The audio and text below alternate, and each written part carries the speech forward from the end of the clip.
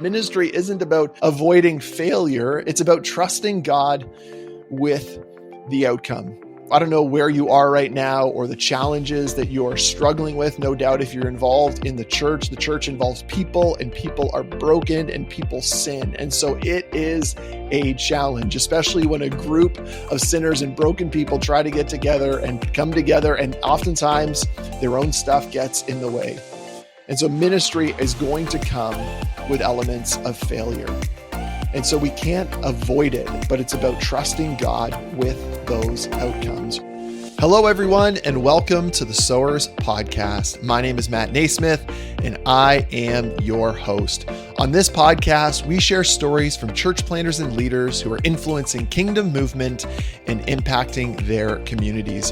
Whether you're a church planter, a pastor in a church, part of a church planting team, or just curious to learn more, our hope is that these conversations inspire you to be a sower in the places where you live, work, learn, and play.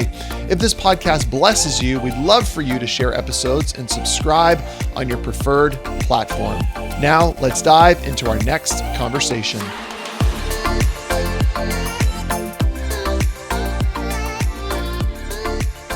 Well, hey friends, and welcome to the Sowers Podcast. It's great to have you with us for this recap episode. Over the last few episodes, I've had the incredible privilege of speaking with Vijay Krishnan, Ashwin Ramani, Joanna Lafleur, and Chris Demonier.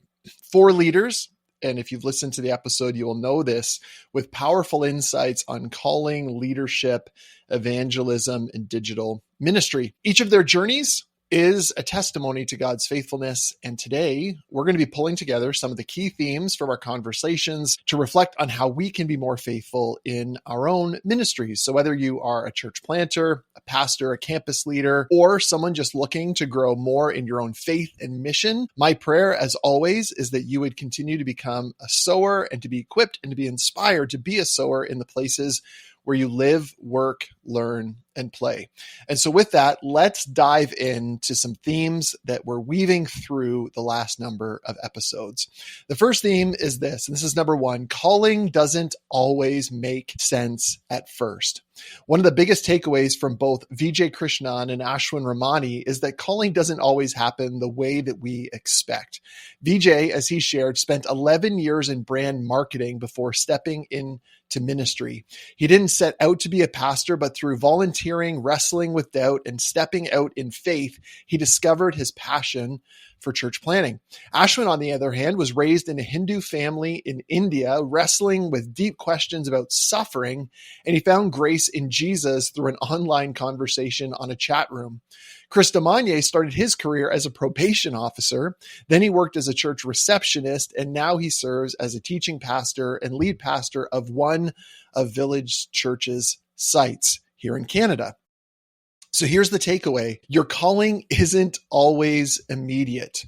And the invitation instead is to be faithful in small steps, and God will guide the bigger ones. Let me say that again. Your calling isn't always immediate. We're invited instead to be faithful in the small steps, and God will guide the bigger ones. So here's a question to reflect on as we think about this first theme that we discovered over the last number of episodes. How is God shaping your calling through your current work? Maybe you have not arrived. Maybe you're not yet doing the thing that you believe you were made to do. Well, how is God shaping that calling through your current work? And how can you begin to trust him in that? And certainly with the conversation with Chris, he talked about discontentment that sometimes can come from present work, that he was able to find contentment in Christ as he laid what he was doing at the feet of Jesus and trusted that Jesus was doing a work in him. And so your calling isn't going to be immediate. Be faithful in the small steps, and God will lead you to the bigger ones. A second theme that we discovered is this, that faithfulness in small things leads oftentimes to bigger things. Now, this was on full display in my most recent conversation with Chris Demonier. And his story is a powerful reminder that God grows leaders in ways that we can't and don't always expect. He started, as he shared, as a receptionist at a church, feeling overqualified and questioning whether God had really called him to ministry. But instead of rushing ahead, he was faithful where he was, answering phones, welcoming people, making mochas, and building relationships. And then over time, that led to opportunities to teach, to lead, and then eventually become one of the lead pastors at Village Church. And so the takeaway is that sometimes the best leadership training isn't always the platform. Instead, it's humble service. Sometimes the best leadership training isn't a platform. It's humble service. And so here's a question to reflect on. Are you embracing the small roles God has given you today? Now, this isn't entirely different from the first theme that we talked about, but it is specific to humble service, to not having that platform position, but trusting God as you are serving, Lord willing, humbly. And so are you embracing the small roles that God has given to you today in the times where nobody sees what you're doing? Maybe you feel unseen. Maybe you feel underappreciated. God sees. God sees it all. And as Chris talked about in his episode, we serve and we preach ultimately with an audience of one. And so how can you today embrace the small roles that God has given you today? Maybe it's not the thing that he'll have for you forever, but how can you embrace the small things today? Third theme is the power of hospitality in evangelism. One of the most practical lessons from Ashwin Ramani's journey is the power of hospitality in evangelism. While he was pastoring in Calgary, which he shared, he saw many immigrants struggling with loneliness. And so he helped Center Street Church launch the new Canadian Friendship Center, a place that offered ESL classes, English learning classes, meals, and practical help. But most importantly, what the center has provided is belonging. He talks about how the government, they can offer programs, but only the church can offer true community. Let me say that again. The government can offer programs, but only the church can offer true community. And so the takeaway is ministry is built on relationships, not just programs. Are we creating spaces for connection in our churches? And then the question to then answer is, how can you use hospitality as a tool for sharing the gospel? There is power in meals. You know this. There is power in meals, and not just the power that comes from the nutrition of a good meal, but the power of relationship that is built over a meal. My family was recently invited for a meal, myself, my wife, and my 3 kids. Now I have a 10-year-old, an 8-year-old, a 4-year-old, all boys. And so energy-filled house. And this beautiful couple, 85 and 83, invited us over for a meal. And when we got there, we went and sat first in their sitting room, and they gave us appetizers. And then after appetizers and some time of conversation, we went to their formal dining room, and the table was set beautifully, and we had salad and rolls. And then we transitioned to the main course, and there was multiple options for main courses. So hopefully my kids would eat one of them. It was just an incredible example of love and hospitality. And then we moved on after the table was cleared and there was a little bit of time. We had coffee and we had dessert. Now, we felt so incredibly loved as we experienced that meal, not only in the generosity of the amount of food and the courses that were provided, but in the experience of them taking the time to spend time with us, taking the time to make something uniquely beautiful for us. It's the power of hospitality, which can and oftentimes does include a meal, but doesn't always have to. And so there is power in opening up your home and welcoming the stranger and inviting them in and treating them as if they are a friend and a family member. A fourth theme that came out from the last number of conversations is that storytelling is the church's most powerful tool. Now, Joanna LaFleur talked about this, and she challenged the church, the Big C church, to rethink how it communicates. She said many churches are simply using social media as essentially a bulletin board instead of a storytelling platform. If you think of your traditional bulletin board, it's where you put all of your church announcements, and social media connected to local churches are simply, as she would say, are bulletin boards. They're just announcements about events. They're not a story. They're not telling stories. And this should be really seen as a storytelling platform. And so Joanna stressed the importance of testimonies, that people are drawn to stories of transformation more than they are drawn to announcements. Now, this is a no-brainer. I think as you think about your own use of social media and the content that you consume, you're not being drawn to announcements. You're being drawn to stories, to reels, to memes that are telling a story. And so one practical step that she said was to share a written or video testimony on social media during services and in your church newsletters. She gave the very simple, practical point of email someone that's part of your church, ask them 3 questions about their journey in following Christ or involvement in your church community, and then have them send in some pictures of themselves or their family or their ministry that they're involved in and post that. She said anybody can do that. She mentioned multiple times a platform online called Canva where you can take those photos and edit them a little bit to give them a more life and to give them a little bit more of like an aesthetic feel. And she said all of that is free to churches. And so the takeaway is that the church needs to prioritize storytelling because storytelling changes hearts. At the very least, storytelling softens a heart, but at their best, storytelling can change someone's heart.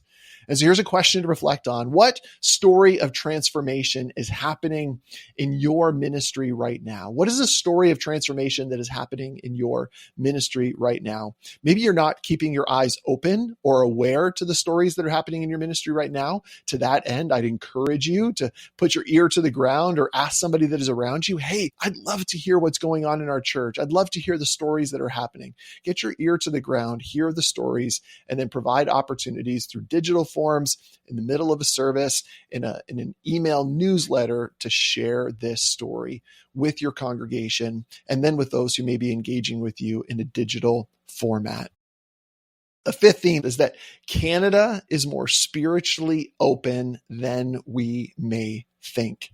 This came from my conversations with VJ and Joanna, and particularly their challenge to the church. They said that people in Canada aren't necessarily rejecting faith. That's what many of us believe. All people in Canada are secular. They're just rejecting faith.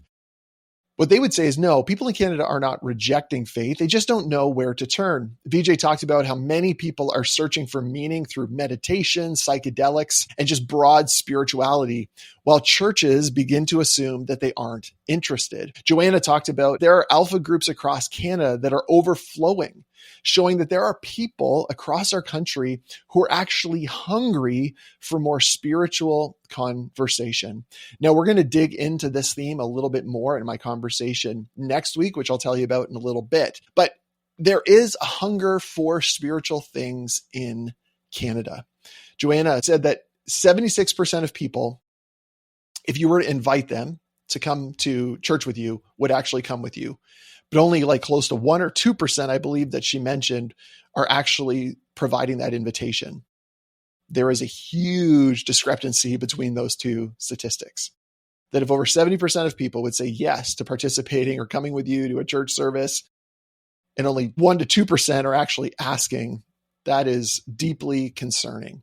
And so again, don't feel like people are just in pure rejection mode, but be reminded and believe in faith that there are actually more interested people than you believe. A point that I've been making regularly on this podcast, as I've been having these conversations, is that I believe that there are more people interested to hear the gospel in Canada than there are interested Christians to tell them. And so again, the takeaway is don't assume that people aren't interested in faith. Create spaces for conversation. And then a question to reflect on is, are you engaging people where they are or just purely expecting them to come to you? Do you have a come and see approach to your life and to maybe a ministry that you're part of? Or do you have a go and tell approach? come and see versus go and tell. Now, oftentimes these things work beautifully together, but more often than not, we lean to one way or the other. And so are you engaging people where they are or just expecting them to come to you? A sixth theme is that leadership requires resilience. Let me say that again. Leadership requires resilience. Church planning isn't just about vision. It's about commitment through uncertainty. Let me say that again. Church planning isn't just about vision. It's about commitment through uncertainty. VJ described the weight of planting as realizing if this fails, I have to be the last one out. Chris DeMonier shared about feeling out of his depth, yet learning that God grows leaders by putting them in places beyond their comfort zone. What this means, and a takeaway for us, is that ministry isn't about avoiding failure. It's about trusting God with the outcome. Once again, ministry isn't about avoiding failure. It's about trusting God with the outcome. I don't know where you are right now or the challenges that you're struggling with. No doubt if you're involved in the church involves people, and people are broken and people sin. And so it is a challenge, especially when a group of sinners and broken people try to get together and come together, and oftentimes their own stuff gets in the way. And so ministry is going to come with elements of failure. And so we can't avoid it. It's like when I've worked with couples around premarital counseling, and some couples assume, well, we'd never fight, so things are great. And I'll oftentimes say, listen, a healthy relationship isn't the lack of conflict, or isn't a relationship that doesn't have any conflict at all. Instead, a healthy relationship is one that knows how to resolve conflict in a healthy way. Once again, a healthy relationship isn't a relationship without conflict. A healthy relationship is one that knows how to resolve conflict in a healthy way. And so you can't avoid the probability or the reality that there is failure at times in ministry, but it's about trusting God with those outcomes, regardless of whatever it is. And so here's a question to reflect on. What step of faith is God asking you to take right now? As you've just been listening to me talk about this one a little bit, what is a step of faith that you believe that God is asking you to take right now? Is it a yes? Is it talking to somebody that you've never talked to about your relationship with Jesus? Is it approaching a coworker? Is it a leadership decision that's going to require a whole lot of faith and trusting God for the outcome? What step of faith is God asking you to take right now? Well, a seventh theme explored throughout this month of conversation is that the future of the church in Canada is bright. Now, this came through each conversation that I had, but a couple of points I want to point out to you that was made in these conversations is that Canada's diversity isn't a challenge. And I know that sometimes we see it and we're like, there's so many challenges, but instead it's an opportunity for the gospel to thrive. Diversity isn't a challenge, but it's an opportunity for the gospel to thrive. Another reality is that prayer gatherings across Canada are filling up with people seeking revival.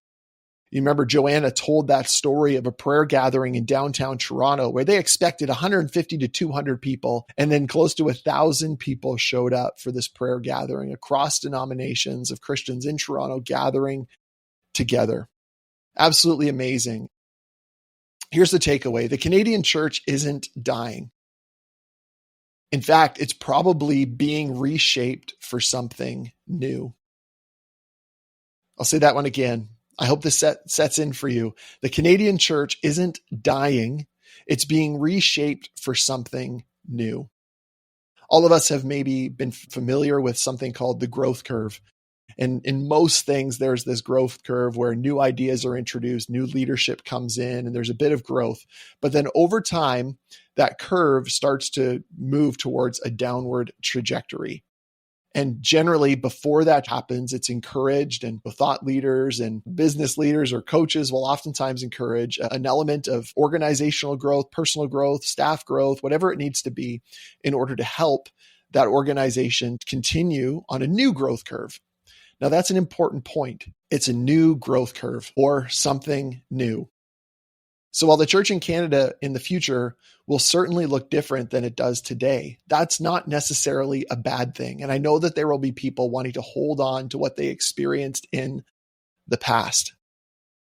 But the church in Canada, therefore, isn't necessarily dying. It's being reshaped for something new. And this has been a theme throughout this podcast. If you've been listening for many episodes, and more than one leader has said this about Canada. I think back to Ben and Emma Naranian, and they talked about how we need to ride or die and to pick up the pen. This is all touching on something new is coming. And the question that we need to ask ourselves as those who are ministering in Canada is, do we want to be part of something new, or do we want to continue to hold on to what some of us think as the good old days or the way that we did it yesterday? No, friends, there's so much opportunity. And we've seen that this month through talking about the diversity in the country, the hunger for spiritual conversation, the hunger for prayer gatherings, the opportunity to engage people online where so many people are already spending so much of their time and where that engagement is absolutely free. And so here's a question to reflect on. How can you actively partner in the work God is already doing in Canada? How can you partner and actively partner in the work that God is already doing across Canada? More than likely, it's not going to involve you going very far, but opening up your eyes to what is going on around you. Another theme, and this is an 8th theme, so many things coming out from this past months of episodes, is that the greatest calling is to love people well. The greatest calling on our lives is to love people well. I think of Chris's hot tub story. If you didn't listen to Chris's episode, I'd encourage you to go back to it. But Chris had this story about being in a hot tub, and this hot tub story ultimately exposed Chris's shepherding heart. And he shared this moment of deep clarity in his own calling. One night he was sitting in a hot tub and he met a grieving man who just lost a loved one. And Chris, right in that moment, shirt off after getting out of a hot tub, prayed for him, comforted him, and watched as the man collapsed into his arms, weeping. At that moment, Chris felt God whisper to him, "This is good too. This is good too." And that was in reference to Chris really wrestling with, I have this shepherding gift, but I want that platform preaching gift, God. But God was making it abundantly clear to him in that moment, in the random setting of getting out of a hot tub, coming in contact with someone that was going through a difficult time, that his ability to see that man, to care for that man, to pray for that man, to embrace that man in a hug was good and of value to the kingdom of God as well. And so here's the takeaway. No matter what platform, what ministry or title you have, loving people well is the most important calling. Loving people well is the most important calling. I have made so many mistakes over the year when I've put my tasks or responsibilities ahead of people, where I put platform ahead of people, where I focused on my own needs ahead of the needs of other people. And what Chris reminded us of is that loving people well is our most important calling. And so are you valuing people over platform in your ministry?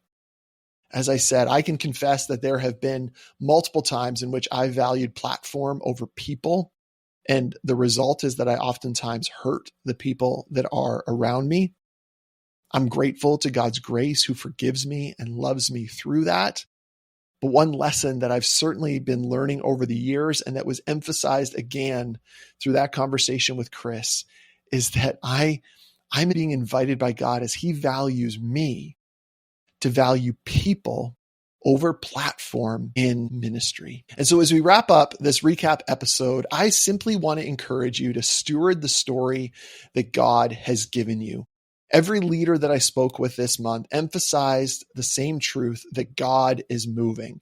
And so the question for all of us is, are we willing to step into the story that God is writing in our lives and through us and then around us? And so a final question for you to consider as we close out this recap episode is, what is the step of faith that God is calling you to take? And how can you use your gifts, your home, or your voice to share the gospel? God has placed many things within our responsibility and care. He's given them to us in order that we might steward them well and to bless other people. And so how can you use your gifts, your home, or your voice to share the gospel, to become a sower of the gospel in the places where you live, work, learn, and play? Friends, if you missed any of these episodes, I'd encourage you to go back and listen. I believe you will not regret it. And as always, let's keep sowing seeds of the gospel where we work, live, learn, and play. If you're not following us on one of our digital platforms, Instagram, Twitter, Spotify, Apple Podcasts, YouTube, I'd encourage you to go follow us. Please provide us a rating, as that helps this podcast grow in its reach to impact more people, which, Lord willing, will lead them to becoming also sowers of the gospel in the places where they live, work, learn, and play. And in closing, friends, here is a clip from the conversation that will be released next week with Lucas Burton from Message Canada. One of my primary encouragements to people when we think about personal development and evangelism, or when it comes to maybe equipping a congregation in this area, is that before we jump to strategies and methods and competencies and tactics, are we a people who are continually encountering the presence of Jesus in ways that his goodness, his richness, his transforming power, his grace is so profoundly evident to us and so good to us that we just want to tell other people about him? I'm sure part of this is my personality, but one thing that I do seem to observe among many different kinds of people is that when you really enjoy something, when you're really excited about something, it's very natural to want to share whatever that might be. Whether it's a vacation or a meal or a movie, whatever it might be, you talk to people about it. And I think that evangelism in many ways is meant to come out of a similar place.